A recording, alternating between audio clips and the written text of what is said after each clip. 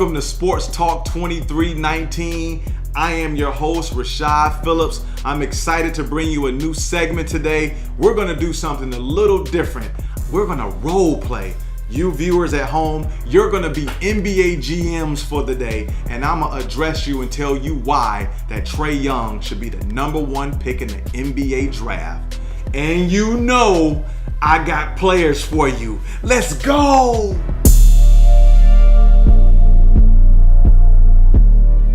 Welcome Orlando Magic, welcome Memphis Grizzlies, and welcome Atlanta Hawks. I want to talk to you guys today in regards to why I believe that you should take Trae Young with the #1 pick if the lottery balls fall in your direction. Orlando, let's start with you. Right now, your starting point guard is Elfrid Payton, a guy that you drafted a few years back. Now, if we look at Elfrid Payton's stats this season, he's averaging around 12 points and 6 assists. And if you look over his career span, he's averaging right around those same stats, 12 points, 6 assists type of guy. Now, Memphis, let's look at Mike Conley.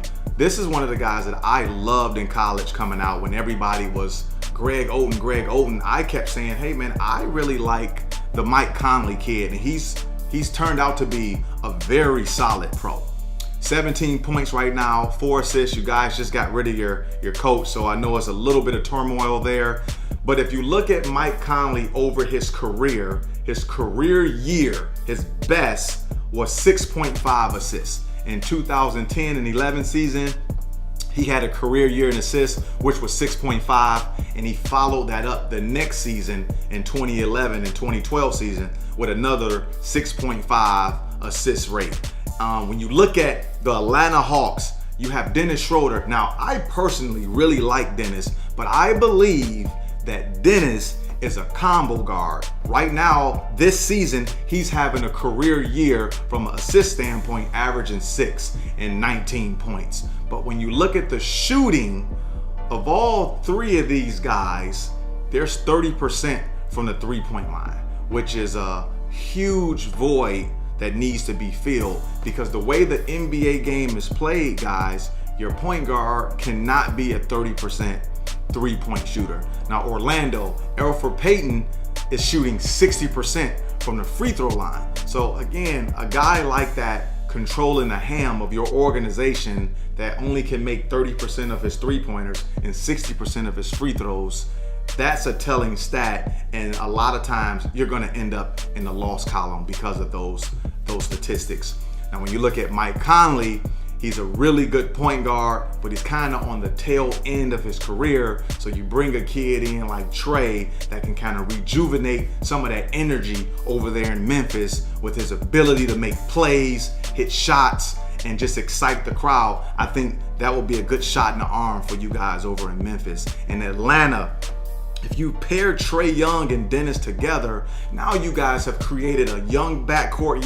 Yeah, they're small, but you create some firepower and you allow Dennis to play off the ball and allow Trae to control the tempo. So when you talk about Trae Young, he's great at what all three of your point guards right now are weak in. Trae's a great jump shooter, he's a great ball handler, he's a great passer, he's a great free throw shooter, and he's a great three-point shooter. All the areas in which your organization's struggling right now. When you insert Trae into your lineups, either one of your teams, you're automatically inserting a 20-point, 10-assist style of point guard. I believe Trae Young's first season with any of your organizations will be a better season than the career years of the three guys that you have now. When you look at a kid like Trae, it's like a superstar quarterback. You cannot pass on superstar quarterbacks. There's 3 things that you get when you draft a guy like Trae Young. There's 3 things that your organization. 1, you are going to create a fun, winning atmosphere for the next 8 years for your organization. 2, the ticket sales, the entertainment value. I mean, that's going to shoot through the roof with a guy like Trae Young. And 3, now your organization has turned into a destination where upcoming free agents are willing to come join Trae Young. So I'm telling you guys here, this is a no-brainer. Do not overthink it. Draft Trae Young, sit back, and get your popcorn. Orlando, Memphis, Atlanta, feel free to ask me any question you want on this topic. How do we pass up on Ayton, Bagley, Doncic, and Mo Bamba for a 5'11 guard? Let me tell you why drafting big men too early is like drafting an offensive lineman in football. It can be a bit overvalued. When you look at these guys that you named, the Mo Bamba and Ayton and Marvin Bagley III, you're looking at guys that are 20-point, 10-rebound guys traditionally, but you're passing up on a superstar quarterback. It pains me to see in the NFL when the team has the number one pick in the draft and they go out and they draft an offensive lineman. Now, again, that's the overvalue statement I'm talking about, because when you have all these skill players, guys that can score touchdowns, that can throw them, that can sack the quarterback, that can run kick returns back, all these skill players, and you use your number one pick on an offensive lineman, to me, is where I get the overvalue type of definition from. So Trae Young is a superstar quarterback, and you can't pass on a guy like that. What is the value, if any, in pairing two big guys together? Give or take, if you look at the New Orleans Pelicans right now, you got Anthony Davis and DeMarcus Cousins. Unfortunately, DeMarcus Cousins got injured the other day, so he's out for the season. But even looking at that pairing with those two big guys, they were barely scratching 4 games over 500 with two dominant big men. Now, if you dig into the history books and look at the San Antonio Spurs when they did it with Tim Duncan and David Robinson, those were two special Hall of Fame big guys. But what stirred that drink for that San Antonio team was Avery Johnson. If you don't know a lot about Avery Johnson as a college point guard, Avery Johnson led the nation in assists in college. Trae Young leads the nation in assists right now. So it always refers back to that starting point guard, that superstar quarterback. So are you telling me that a big man averaging 20 points and 10 rebounds can't contribute as much as Trae Young? If we look at the data that we have at our disposal today, historically, guys that average 20 points and 10 rebounds just doesn't convert to winning. Let's take Anthony Davis for an example. Number one pick out of Kentucky, 25 points, 13 rebounds. I mean, through the roof type of statistics, but it hasn't converted over to winning. Hasn't played in a playoff game. Probably going to miss the playoffs this season because he lost DeMarcus Cousins a few games ago. You take a guy like Karl Anthony Towns with the Minnesota Timberwolves, drafted him with the number one pick, hasn't converted to winning. Great statistics, 2010 guy. Andre Drummond out in Detroit, leads the league in rebounding right now currently. The Pistons probably won't make the playoffs again this season. Remember Kevin Love when he was putting up those huge stats from points and rebounds? He couldn't get a playoff sniff as well. So history tells us that those 20-point, 10-rebound guys, it just doesn't convert to winning. Now, when you look at point guards that historically have averaged 20 points and 10 assists, it always has converted to winning games. The Detroit Pistons, Isaiah Thomas, 2-time NBA champion. Steve Nash, 18-point, 10-assist guy. He won 2 MVPs like that.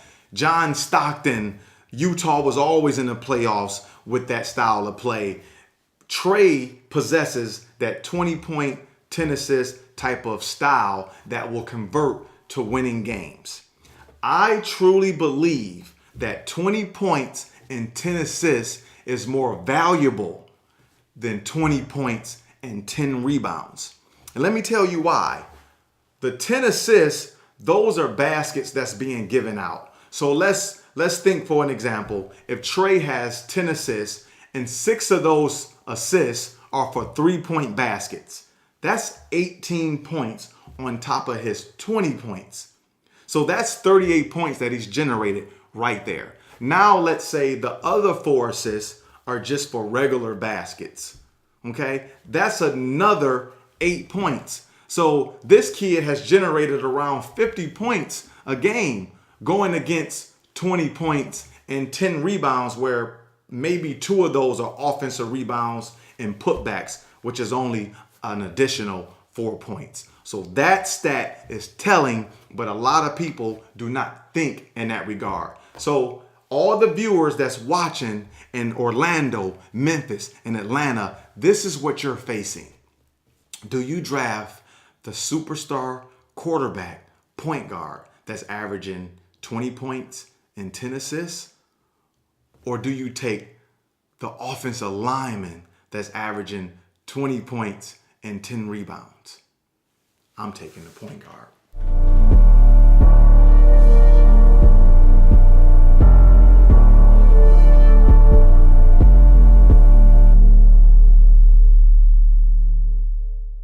Right now, what has interested me over the conference play is the Big West Conference. Right now, UCSB is battling for the top of supremacy. Also, Long Beach State right now are kind of in first place.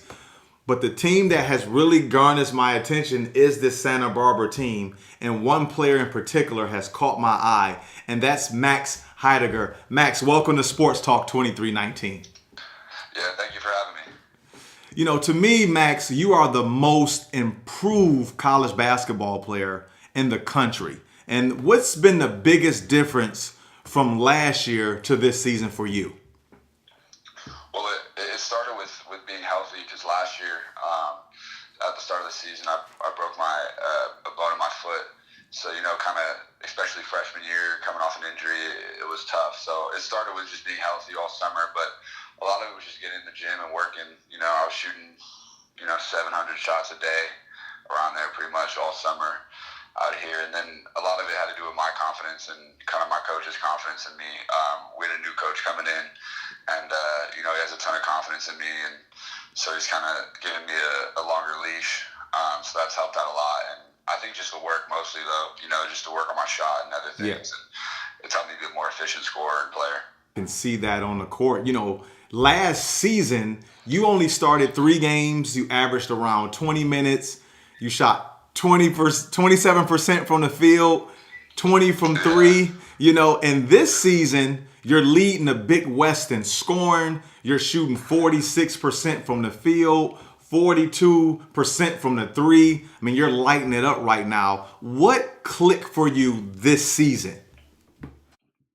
I think a lot of it had to do with, because like I said earlier, I had a great summer just working out. But I think what helped me kind of propel myself was our exhibition game. I was kind of nervous coming off last year. I knew I put in a lot of work, but, you don't always know whether it's going to translate. And I think I really shot it well. I think I don't know, probably 25 or something like that in our exhibition game. So I kind of carried that into the season. I think that was a big turning point for me. Just building that confidence and just, being able to settle down and be like, all right, this work's going to pay off, and it's paying off. And so I think that was a big thing for me. That's definitely trusting the process, and you trusted your own process there, and it's paid dividends for you as well. Yeah, absolutely. Yeah, absolutely. When I watch you guys on tape, your team, you guys run like a 3-guard, 2-forward rotation, and it served you guys pretty well in the conference. Right now, you guys lead the Big West Conference in scoring, 3-point percentage, and field goal percentage. Tell me a little bit more about your teammates like Leland, Jalen, Gabe, Marcus. Tell me about those guys. Yeah, so it was interesting coming into this year because, Gabe, he was coming off an injury coming into the year, and Jalen wasn't eligible, so he didn't play. And obviously, Leland and Marcus are grad transfers, so it was a little different coming in, because everyone was kind of trying to learn the ropes. But I mean, everyone on our team, and out of those 5 guys, us 5 guys can score. Jalen's super efficient down low. I think he's maybe second or third in our conference in field goal percentage. And once he gets it down low, we know he's pretty hard to stop, especially in our league. He's really big, agile, and he can finish around the rim. So he's been great. Leland, I mean, man, he's been super efficient. He was shooting around. He's leading our team in 3-point percentage for a while, and he's a great player, and he's kind of inside out. And then obviously, Gabe's a great player. He's been doing it. Yeah.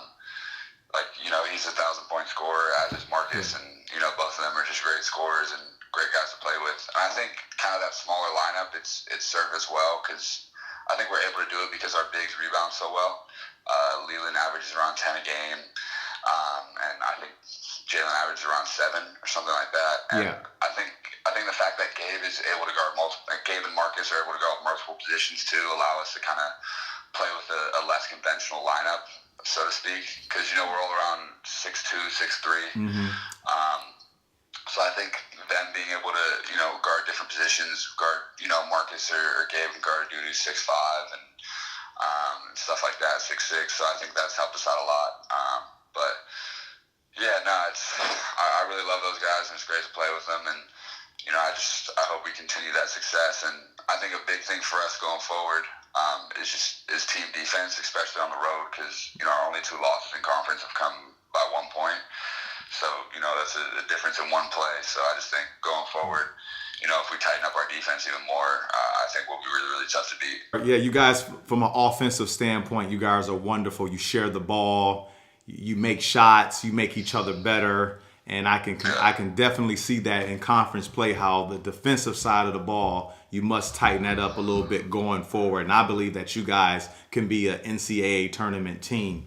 The majority of people don't know this about you, Max. So I'm spilling the beans. A lot of people don't know that you have close to a 40-inch vertical. You're a phenomenal athlete. I can tell on tape from the trajectory and how you get up off your feet when you're shooting a jump shot. But a lot of people don't know how great of an athlete you are. I want you to start showing a little bit of that athleticism. You have all the tools to play at the next level, and the next level meaning the NBA. So I want you to continue to strive to be great, continue moving forward, and I'm going to continue watching you play. Will do. I appreciate it. Thank you for having me.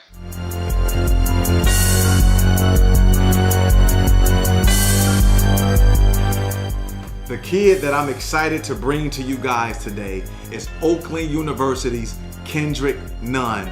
This player, he's fantastic, left-handed, silky smooth scorer, can get baskets in bunches, heavy volume shooter. I saw this kid with my own eyes a few weeks ago drop 38 points in a fashion that I've rarely seen before.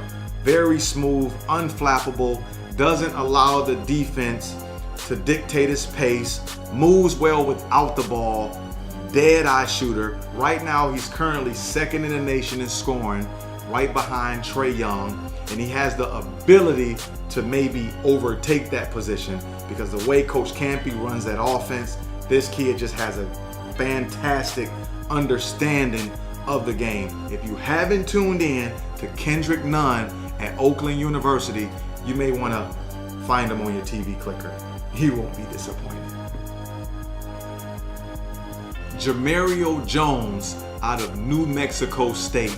This kid is hard-nosed, tough, scrappy. Love watching this kid on film. He manufactures his own offense, doesn't need a lot of touches. He guards the opposing team's best player. He's top 5 in the nation in rebounding, and he's only 6'5", but he plays 6'9". He's already had a 19 rebound game, a 15 rebound game, a 16 rebound game. He has an 86% defensive rating, which is the lowest on his team. He's the best one-on-one defender on his team, does a lot of utility things on the court. He, to me, I would call a utility All-American. One of those guys that you would love as a teammate, just tough, goes after the ball, finds a way, plays hard. If you haven't seen New Mexico State, Jamario Jones is one of the kids that you would appreciate because he plays the game the right way.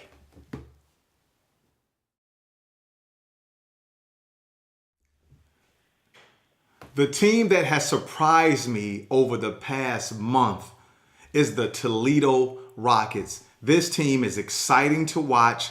They score a lot of points. They make a lot of shots. and the student section there, the whiteout. It's just an unreal college atmosphere. Right now, I have Coach Tod Kowalczyk on the phone right now. Coach, how you doing? Welcome to Sports Talk 2319. I'm doing great, Rashad, and truly it's awesome to be a part of your show. And so much respect for what you stand for. I remember as a player, there was nobody better than you. There's no question about that. I appreciate that, Coach. I wish I still had some eligibility left. I'll come over there and score a couple points for you. Hey, we would love that. We utilize our guards well. You would have an unbelievable career for years, no question.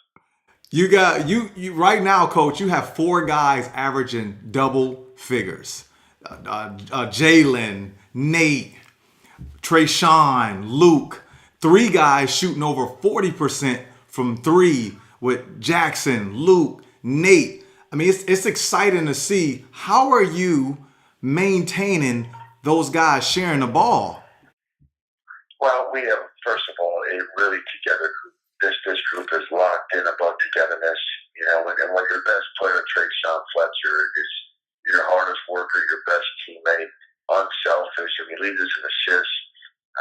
You know, it's fun to be around that type of guy. And we've always had some really good skilled players, and this is probably the most skilled team I've had.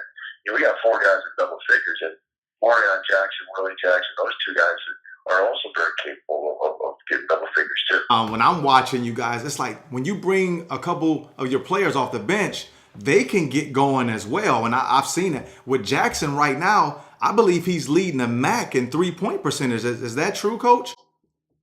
Yes, he is. And Nate Navigado last year led. Last year we had 3 of the top 4 percentage-wise 3-point shooters in Luke Kanapke, Nate Navigado, and Jalen Sanford. Now you had Marion Jackson. You know, he's at the top of the league. And, yeah, that's why we really made a conscious effort this year to take more threes. Obviously, if you take more, you're going to make more. But our percentages are very good. You look at our 3-point shooting in conference, we're shooting 46% from 3. Wow. That's a high percentage from 3. Wow. And a lot of times I see this, Coach, and I know this, that you completely went opposite. When you see coaches take the easy non-conference schedule, but this season you guys played St. Joe's, you opened up with that, won that one. You beat OU, you beat Oakland. You played Syracuse, tough, lost by 8. You played Kansas. How much have that non-conference tough schedule that you took on, how was that played in conference play right now? I think it's helped us, you know, and we had some disappointments in our non-conference. We won 8-5 in non-conference. You know, we had a home stretch where we didn't play real well. I mean, Marshall's a good team. We played well for probably 36 minutes of that game and felt like we gave it away. And then just, kind of played poorly against a really good Wright State team. But, I think we had one bad week where we just weren't quite as locked in as we had been all year. But our non-conference schedule the last few years, I think, has been the most difficult in the Mid-American Conference, and I think it's helped us. But at the same time, I think there's always a fine line. Some teams play very, a poor non-conference, and there's a lot to be said about gaining confidence and staying healthy. Yeah. I just felt with this team's maturity, going to places like Syracuse and Kansas and playing St. Joe's and Marshall and Wright State and Oakland was going to help this team, and I think it has. Absolutely it has, Coach. And offensively, you can see it in the statistics and the metrics. I've studied you guys' metrics. You guys are first in the conference in 3-point percentage, field goal percentage. But what caught my eye, Coach, was your team is second in assists in the MAC conference. That lets me know that you guys are sharing the ball. What's your philosophy on maintaining that, sharing the ball? Well, I think it's important to have a team that's unselfish and moves the ball. Our guys are pretty good in motion offense. I mean, they understand the power of ball reversals and not over dribbling. We want our guys to be able to move the ball quickly. I think you watch, obviously a lot of NBA teams and watching the Spurs and watching the Warriors. That's how they play. And our guys want to emulate that a little bit. But I'm a big believer in recruiting skilled guys and guys that can pass it. So if you have a team like that, it's fun to coach, it's fun to watch. Our fan base has been fantastic. They like how we play. It's a very exciting style of play. Just from a fan watching you guys from afar, I can really appreciate how your team shares the ball and allow each other to use their skills. Next season looks promising for you as well, Coach. You have a transfer kid by the name of Spencer Littleson, and I had the pleasure of watching this kid in high school, and he was one of the better scorers that I've come across, a 6'4" wing, and he reminded me a lot of Ron Baker when Ron was at Wichita State. Tell me a little bit about how Spencer will implement his style in your play next season. Well, first of all, we only have one senior in our program, so we're relatively young, and that's Trae Young. So when he graduates, we just feel that Spencer is a guy that can come in and just lessen that blow a little bit of losing an all-conference player. Because Spencer's a guy that can really shoot it, as you know. He's great at utilizing screens. But probably the best part about him is just his positive energy. He's just a fun guy to be around.